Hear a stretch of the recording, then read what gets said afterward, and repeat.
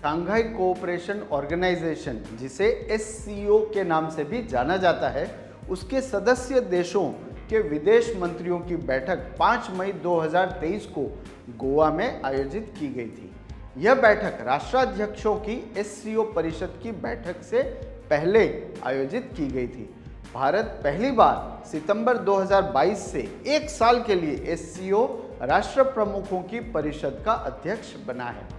आइए समझने की कोशिश करते हैं शंघाई कोऑपरेशन ऑर्गेनाइजेशन, इसका इतिहास, इसकी संरचना, इसका कार्य और भारत और एससीओ के संबंधों के बारे में।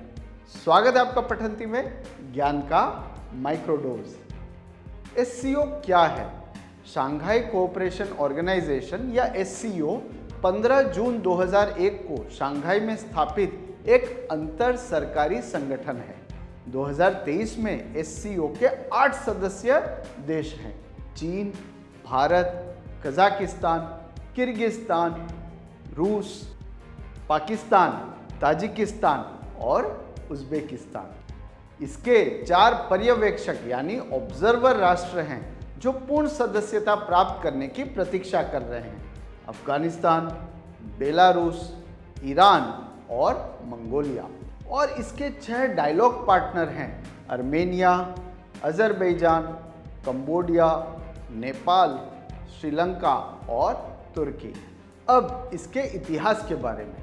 शंघाई फाई का गठन 1996 में People's Republic of China, Kazakhstan, Kyrgyzstan, रूस और ताजिकिस्तान को मिलाकर हुआ था।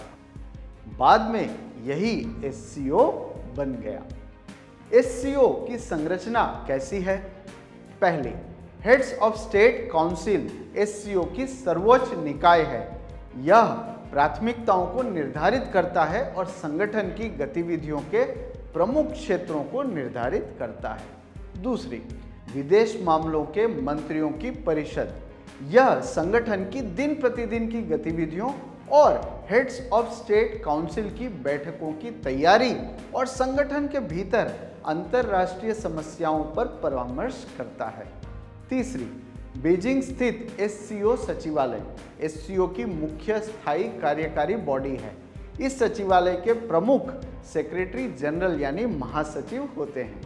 चौथी, उज्बेकिस्तान की राजधानी ताशकंद में एससीओ की एक क्षेत्रीय आतंकवाद विरोधी संस्था है।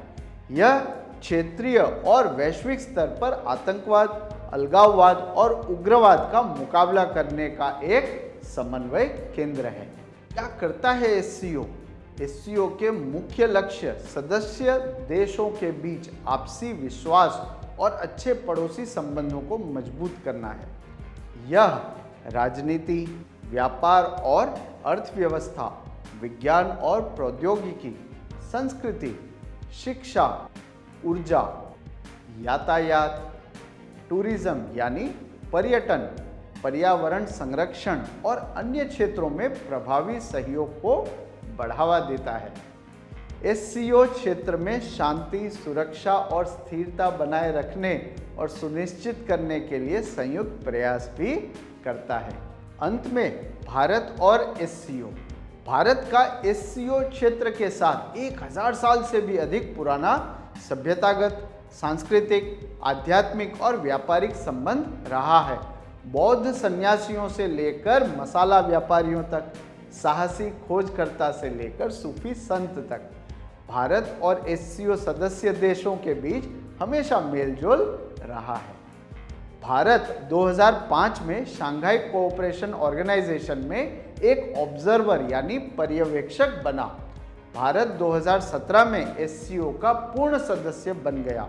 एससीओ भौगोलिक क्षेत्रफल और जनसंख्या की दृष्टि से विश्व का सबसे बड़ा क्षेत्रीय संगठन है।